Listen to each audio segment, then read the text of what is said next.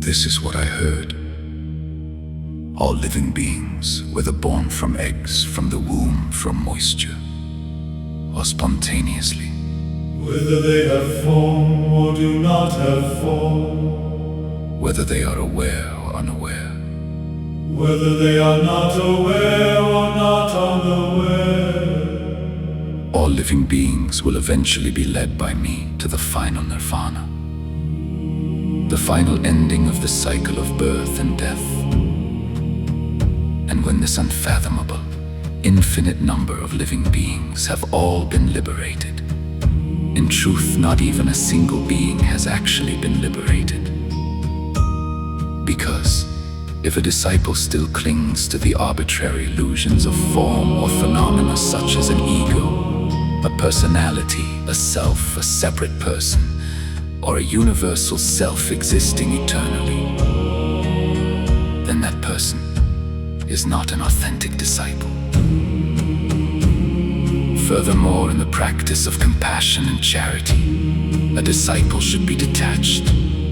That is to say, he should practice compassion and charity without regard to appearances, without regard to form, without regard to sound, smell, taste, touch, or any quality of any kind. This is how the disciple should practice compassion and charity. When the Buddha explains these things using such concepts and ideas, people should remember the unreality of all such concepts and ideas. They should recall that in teaching spiritual truths, the Buddha always uses these concepts and ideas in the way that a raft is used to cross a river. Once the river has been crossed over, the raft is of no more use and should be discarded. A true disciple entering the stream would not think of themselves as a separate person that could be entering anything. Only that disciple who does not differentiate themselves from others, who has no regard for name, shape, sound, odor, taste, touch, or for any quality can truly be called a disciple who has entered the stream. Once to be reborn is only a name. There is no passing away or coming into existence, and non-returner is merely a name. There is actually no one returning, and no one not returning. There is no such thing as perfect enlightenment to obtain. If a perfectly enlightened Buddha were to say to himself, I am enlightened, he would be admitting there is an individual person, a separate self and personality, and would therefore not be a perfectly enlightened Buddha. When I talk about the practice of transcendent patience, I do not hold on to any arbitrary conceptions about the phenomena of patience. I merely refer to it as the practice of transcendent patience. Because when, thousands of lifetimes ago, the Prince of Kalinga severed the flesh from my limbs and my body, I had no perception of a self, a being, a soul, or a universal self.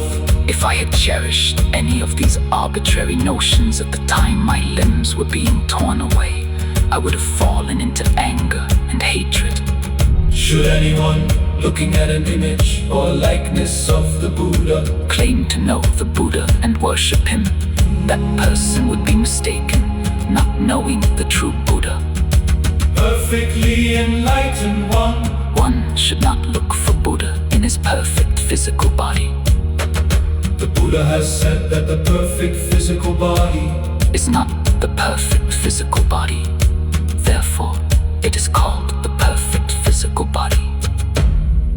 If anyone gave to the Buddha an immeasurable quantity of the 7 treasures sufficient to fill the whole universe, and if another person, whether a man or woman, in seeking to attain complete enlightenment were to earnestly and faithfully observe and study even a single section of the sutra and explain it to others, the accumulated blessing and merit of that latter person would be far greater.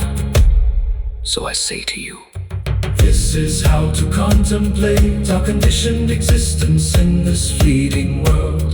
Like a tiny drop of dew, Or a bubble floating in a stream. like a flash of lightning in a summer cloud, Or a flickering lamp, an illusion, a phantom. or a dream.